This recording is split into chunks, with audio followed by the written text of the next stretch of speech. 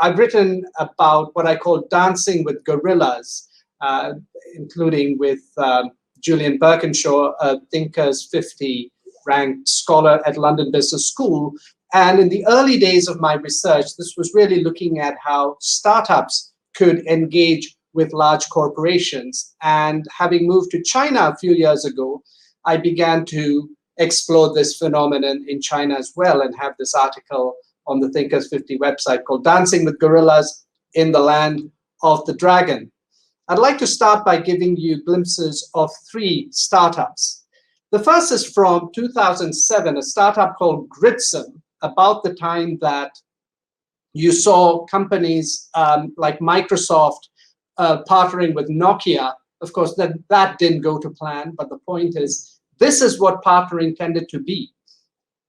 Birds of a feather flocking together, and big companies had developed expertise in partnering with other big companies.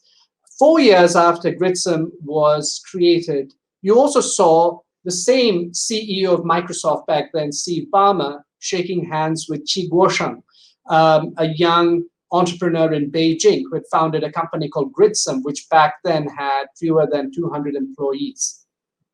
My point here is to show, first of all, that for a while now, we have been seeing the emergence of big companies that are trying to develop ecosystems, recognizing that startups are important participants, even in China, although clearly these were early days and sort of weak signals of what was possible. Fast forward to 2011, which was actually the year in which the previous picture was taken of Steve Ballmer and Qi Guosheng.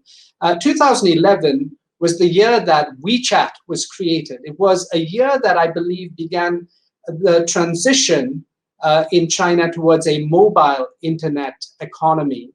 And an entrepreneur called Mr. Wang Jun saw this possibility of a large number of mobile apps being created and thought a testing service would be a great opportunity. And he was one of the first startups to join the Microsoft Accelerator in Beijing, which had just been set up a few months after it was created, and was also one of the first entrants into IBM Global Entrepreneurs Smart Camp program, which had also just been introduced into China in 2012. 2014 was another sort of transition point in China, where Premier Li Keqiang announced this mass innovation, mass entrepreneurship policy to support entrepreneurs. And young technologists like Roy Lee, who was based in Sunnyvale, California, decided to move back to China and founded a startup called Rough. And in 2017 was part of the first cohort of startups in a new Microsoft Accelerator in Shanghai. Ecosystems is a very important subject that Thinkers 50, I think, is doing an extremely valuable job in terms of drawing attention to. And what I also want you to notice in these 3 vignettes is, apart from the fact that you can see that startups are getting more and more sophisticated in China, you also see the large companies are also now doing more and more. So you started with the Microsoft example with Gritsam, which was almost sort of a happy accident. The example of Testin, where Microsoft had just brought in an accelerator for early stage startups. And then the Rough example, where Microsoft now introduced a second accelerator and started looking for more mature startups. In other words, over time, what I found is that now gorillas have begun to dance, and I'm very pleased to have a chapter in that ecosystems book.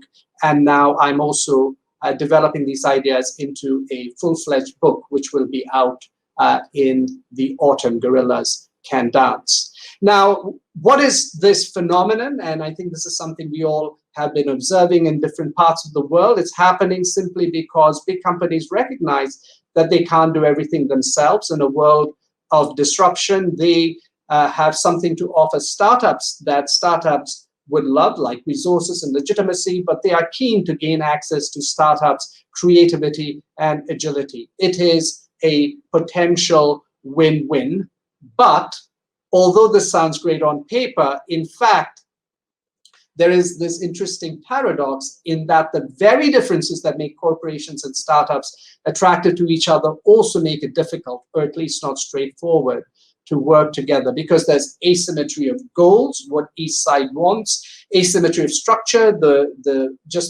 sort of the organizational hierarchy and layers and levels completely different.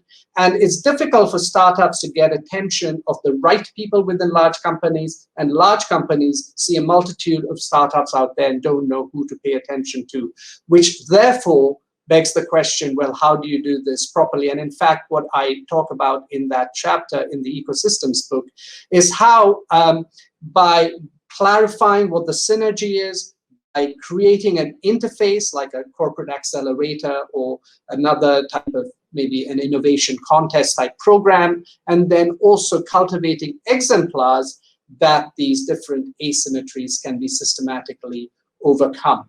But then, of course, the final issue becomes where, which is why the Chinese context becomes important. And there's been growing interest in China for a while. That interest was also given way to a little bit of a sense of competition and rivalry. One of the pieces I've written, digital articles in Harvard Business Review, tries to identify what some of these key issues are. Well, one of the key issues is that you, in fact, find very different gorillas, maybe we should call them dragons in this part of the world, particularly Alibaba and Tencent, also Baidu. And then this is also a context in which entrepreneurs align very strongly with national priorities that the government talks about, like artificial intelligence. And finally, although the national government is undoubtedly very important, local government policy efforts matter too, at the level of the province, at the level of the city, and in big cities like Shanghai, at the level of the district. And so what this means is when companies seek to partner with startups in China, they also need to adapt to the local environment. In fact, this is something that's necessary in emerging markets more generally, and in China, there are these specific characteristics, also something that I've written about. And so I just want to conclude by giving you this framework where we can think of emerging markets like China as having challenges and opportunities at the country level and at the company level. So at the country level, the entrepreneurial ecosystem is immature. But as an opportunity, the flip side is that there is a huge appetite for entrepreneurship. And that policy initiative in 2014, I had mentioned earlier, mass innovation, mass entrepreneurship. So a lot of money coming in, a lot of startups being created. And over time now, there's a greater focus on quality than quantity, which I think is welcome.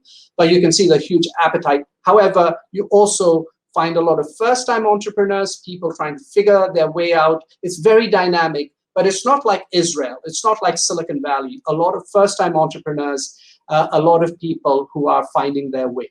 From a company's perspective, a Western company has a challenge of being an outsider.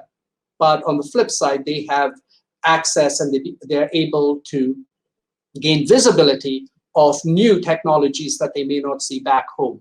And so this suggests that compensating in terms of when you bring in startup partnering practices is important. IBM, for example, introduced an education module in China that they never had in America because they felt that was important. On the other hand, committing resources to these emerging markets to tap the appetite is important. When Microsoft opened their accelerator in Beijing in 2012, it was one of 3 they opened, the other 2 being in Tel Aviv and Bangalore.